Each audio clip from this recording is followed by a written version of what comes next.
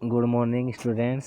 आज हम lesson 3 start कर रहे हैं। अंग्रेजी शासन का प्रतिकार एवं संघर्ष, अर्थात जो अंग्रेज थे जब हमारे भारत में उन्होंने शासन जमाया था तो किस प्रकार से हमारे भारत ने संघर्ष किया था, उसकी जो कहानी है वो पढ़ेंगे हम। ठीक है। पश्चिमी देशों ने अपने आर्थिक उद्देश्यों को पूरा करने की दृष्टि से अलग अलग देशों में अपने उपनिवेश बनाए और बाद में अपना साम्राज्य स्थापित किया। उपनिवेश का मतलब होता है कोई भी जब शक्तिशाली राष्ट्र किसी दूसरे राष्ट्र को सामाजिक, आर्थिक और राजनीतिक दृष्टि से अपने अधिकार में ले लेता है, तो जो देश अधिकार में हुआ है वो उपनिवेश कहलाता है। और उस उपनिवेश में जो शक्तिशाली राष्ट्र वो क्या करते हैं, व्यापार की दृष्टि से क्या करते हैं, व्यापार करने के लिए, आयात निर्यात करने के लिए वो उसको क्या करते हैं, अब मजबूर कर देते हैं एक तरीके से। भारत में ब्रिटिश उपनिवेशवाद की शुरुआत छल कपट, अत्याचार और शोषण से हुई। भारत प्राचीन काल से ही एक समृद्धशाली देश रहा है, अतः विश्व के अन्य देशों के साथ ही अंग्रेजों की भारत पर सदैव निगाहें रही। शीघ्र ही वे व्यापारी से शासक बन गए। अंग्रेजों के कारण भारत की जो सामाजिक, आर्थिक और सांस्कृतिक व्यवस्थाएं वो आधारभूत क्षति हुई है, अर्थात उनको नुकसान हुआ है। 1757 ईस्वी से 1857 ईस्वी तक स्वतंत्रता की जो चेतना है वो किस प्रकार से रही, तो 23 सितंबर 1600 ईस्वी को ब्रिटेन के प्रमुख व्यापारियों ने एक संयुक्त पूंजी उद्यम के रूप में the governor and company of merchants of London trading into the east Indies के नाम से ब्रिटिश ईस्ट इंडिया कंपनी शुरू की। 31 दिसंबर 1600 ईस्वी को एलिजाबेथ प्रथम ने इस कंपनी को पूर्व के साथ व्यापार करने का अधिकार पत्र दिया। 1612 ईस्वी में सूरत में ईस्ट इंडिया कंपनी ने स्थायी व्यापारी कोठी स्थापित की। 1604 ईस्वी में मद्रास, जो कि वर्तमान में चेन्नई के नाम से जाना जाता है, फोर्ट सेंट जॉर्ज किले का निर्माण करवाया। और 1717 ईस्वी में मुगल बादशाह फर्रुख सियर से एक फरमान प्राप्त करके कंपनी ने 38 गांवों की जमींदारी प्राप्त की। 3000 रुपये नजराने के बदले कंपनी के माल को सीमा शुल्क से मुक्त कर दिया गया और चुंगी शुल्क मुक्ति के लिए अंग्रेजों को दस्तक अर्थात विशेष अनुमति पत्र जारी करने का अधिकार दे दिया गया। कंपनी ने अपना ध्यान बंगाल पर केंद्रित किया। 1757 ईस्वी से पूर्व अंग्रेजों ने अन्य जो यूरोपीय कंपनियां थी उनको पराजित करके अपनी सर्वोच्चता स्थापित कर दी। मुगलों से फरमान प्राप्त करने के बाद ईस्ट इंडिया कंपनी का बंगाल में हस्तक्षेप बढ़ गया। 10 अप्रैल 1756 ईस्वी को बंगाल के नवाब अली वर्दी खां की मृत्यु हो गई, तो उसका उत्तराधिकारी छोटी पुत्री का पुत्र सिराजुद्दौला नवाब बना, जबकि पूर्णिया का गवर्नर शौकत जंग भी नवाब बनना चाहता था। अंग्रेजों ने अवसर का लाभ उठाकर नवाब के विरोधियों को संरक्षण देना प्रारंभ कर दिया। आर्थिक मामलों को लेकर नवाब और अंग्रेजों के मध्य काफ़ी मतभेद हो गए, जिसके परिणाम स्वरूप 23 जून 1757 को प्लासी का युद्ध हुआ, जिसमें अंग्रेजों की विजय हुई और नवाब मारा गया। अंग्रेजों ने बंगाल का नवाब मीर जाफ़र को बना दिया, जिससे बंगाल में अंग्रेजों की सर्वोच्चता स्थापित हो गई। 1760 ईस्वी में जब मीर जाफ़र अंग्रेजों की धनापूर्ति नहीं कर सका, तो अंग्रेजों ने मीर कासिम को बंगाल का नवाब बना दिया।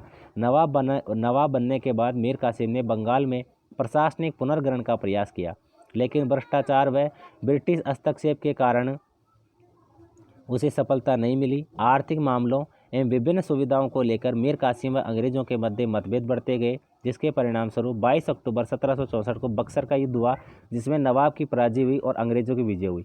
ये युद्ध भारतीयों के लिए अधिक घातक सिद्ध हुआ। इस युद्ध के बाद अंग्रेजों को बंगाल, बिहार और उड़ीसा के दीवानी अधिकार प्राप्त हो गए और इससे भारत के उद्योगों और व्यापार को भी हानि पहुंची। अब देखिए आगे जो हम अंग्रेजों और मराठों का जो संघर्ष है और जो मैसूर का संघर्ष वो आपके हटा दिया गया है ना, तो ये हम नहीं पढ़ेंगे। इसके बाद में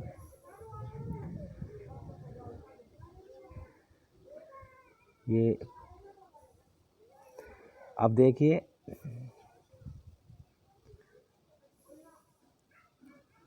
हम पढ़ेंगे 1857 का जो स्वतंत्रता संघर्ष उसको। 1857 ईस्वी से पूर्व लगातार 100 वर्षों तक ईस्ट इंडिया कंपनी को भारत के प्रांतीय राज्यों, देशी रियासतों, किसानों, जनजातियों आदि का प्रतिरोध सहन करना पड़ा। लेकिन 1857 ईस्वी में अंग्रेजों को पहली बार भारतीयों के संगठित विरोध का सामना करना पड़ा, लेकिन अंग्रेजों ने कूटनीति एवं आपसी फूट का लाभ उठाकर इस प्रतिरोध को विफल कर दिया। परंतु उनको अपनी नीति में परिवर्तन के लिए मजबूर होना पड़ा। स्वतंत्रता संघर्ष का जो स्वरूप है वो किस प्रकार से था, तो इस प्रथम स्वतंत्रता संघर्ष में के जो स्वरूप के बारे में विद्वानों में मतभेद है। जहाँ अंग्रेज़ों और यूरोपीय इतिहासकार इसे सिपाही विद्रोह व सामंती प्रतिक्रिया अथवा मुस्लिम षड्यंत्र का परिणाम बताते हैं, वही भारतीय इतिहासकार व विद्वानों का मानना है कि यह सैनिक असंतोष से प्रारंभ होकर शीघ्र ही इस संघर्ष ने पहले जन विद्रोह के रूप में व्यापकता प्राप्त की। बाद में इस संघर्ष ने राष्ट्रीय विद्रोह का स्वतंत्रता संग्राम रूप ले लिया। सुरेंद्र नाथ सेन ने लिखा है कि यह युद्ध धर्म के नाम पर प्रारंभ हुआ और स्वतंत्रता संग्राम में जाकर समाप्त हुआ। डॉक्टर विनायक दामोदर का सावरकर ने अपनी पुस्तक भारत का स्वतंत्रता summer war of Indian independence में इस युद्ध को भारत का स्वतंत्रता संग्राम बताया। कारण क्या थे इसके? तो पहला कारण था अंग्रेजों की आर्थिक नीति, दूसरा लॉर्ड डलहौजी का अडब सिद्धांत, तीसरा अंग्रेजों की साम्राज्य विस्तार की नीति और सामाजिक, धार्मिक और सैनिक कारण। पहला हम पढ़ेंगे स्वतंत्रता संघर्ष का प्रारंभ और प्रसार किस प्रकार से हुआ है। तो सैनिकों के चर्बी वाले कारतूसों के प्रयोग से मना करने पर अनुशासनहीनता का अपराध लगाकर उनको दंड दिया गया। 29 मार्च 1857 को बैरकपुर की छावनी में सैनिक मंगल पांडे ने विद्रोह करके एक अधिकारी की हत्या कर दी। ब्रिटिश अधिकारियों ने 34वीं VNI रेजिमेंट को तोड़ दिया और भारतीय सैनिकों को दंड दिया। मई 1857 में छावनी में 85 सैनिकों ने चर्बी युक्त कारतूसों को प्रयोग करने से मना करने पर सैनिक न्यायालय में दीर्घकालीन कारावास को दंड दिया। 10 मई को सैनिकों ने खुला विद्रोह कर दिया और अपने अधिकारियों को गोली मारकर हत्या कर दी। अपने सैनिक साथियों को मुक्त करवाकर वे लोग दिल्ली की ओर चल पड़े। सैनिकों ने 12 मई को दिल्ली पर अधिकार कर लिया। बहादुर शाह द्वितीय को भारत का सम्राट घोषित कर दिया गया। दिल्ली हाथ से निकल जाने पर जो अंग्रेजों ने एक भारी क्षति हुई थी। क्रांति शीघ्र ही लखनऊ, इलाहाबाद, कानपुर, बरेली, बनारस, बिहार, कुचबाग, झांसी और अन्य क्षेत्रों में भी फैल गई। अंग्रेजों ने दिल्ली पर पुनः अधिकार करने के लिए पंजाब से सेनाएं बुलाई। भारतीय सैनिकों ने घोर युद्ध किया, लेकिन अंत में सितंबर 1857 में अंग्रेजों ने दिल्ली पर पुनः अधिकार कर लिया। इस युद्ध में अंग्रेज अधिकारी जॉन निकलसन मारा गया, सम्राट को बंदी बना लिया गया। दिल्ली के निवासियों से प्रतिशोध लिया गया। लेफ्टिनेंट हडसन ने सम्राट के 2 पुत्रों एक पति को गोली मारकर हत्या कर दी गई। 4 जून 1857 ईस्वी को लखनऊ में क्रांति हो गई। भारतीय सैनिकों ने रेजिडेंसी को घेर लिया, जिसमें ब्रिटिश रेजिडेंट हेनरी लॉरेंस की मृत्यु हो गई। हेवलॉक और आउटरम ने लखनऊ को पुनः जीतने का प्रयास किया, लेकिन असफल रहे। नवंबर 1857 ईस्वी में मुख्य सेनापति कॉलिन कैम्पबेल ने गोरखा रेजिमेंट की सहायता से नगर में प्रवेश किया। मार्च 1857 ईस्वी को नगर पर अंग्रेजों का पुनः अधिकार हो गया। 5 जून 1857 ईस्वी को क्रांतिकारियों ने कानपुर पर अधिकार करके नाना साहेब को पेशवा घोषित कर दिया। जनरल सर ह्यू और विलर को छावनी कमांडर थे। उन्होंने 27 जून को आत्मसमर्पण कर दिया। पेशवा नाना साहेब का साथ तात्या टोपे ने दिया। 6 दिसंबर 1857 को सर कैम्पबेल ने कानपुर पर पुनः अधिकार कर लिया। तात्या टोपे भाग निकले और झांसी चले गए। जून 1857 में झांसी की क्रांति हो गई। रानी लक्ष्मीबाई को रियासत का शासक घोषित कर दिया गया। सर ह्यूरोज को झांसी पर आक्रमण करके अप्रैल 1858 को पुनः उस पर अधिकार कर लिया गया।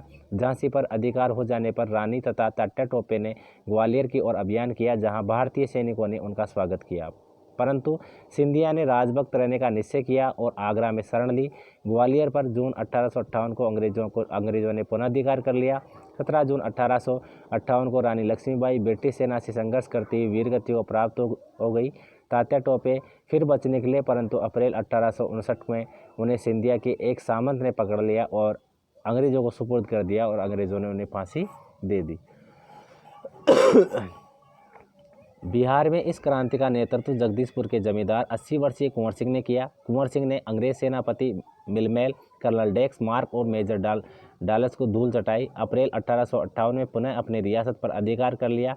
26 अप्रैल 1858 को कुंवर सिंह ने अंग्रेजों से युद्ध किया, लेकिन सफलता नहीं मिली। बरेली में बहादुर खान ने क्रांति में भाग लिया। बनारस में भी क्रांति हुई, लेकिन कर्नल नील ने उसे दबा दिया।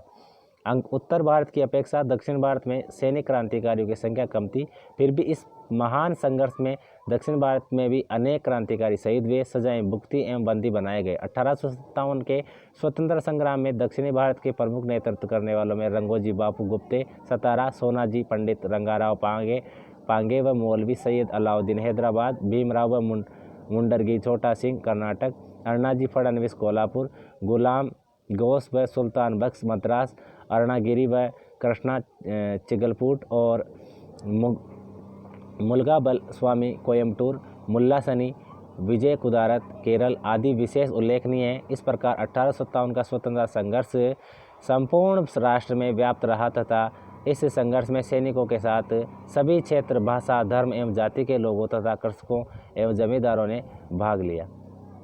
ठीक है, आगे की हम कल की क्लास में पढ़ेंगे जनजातीय आंदोलन। ठीक है।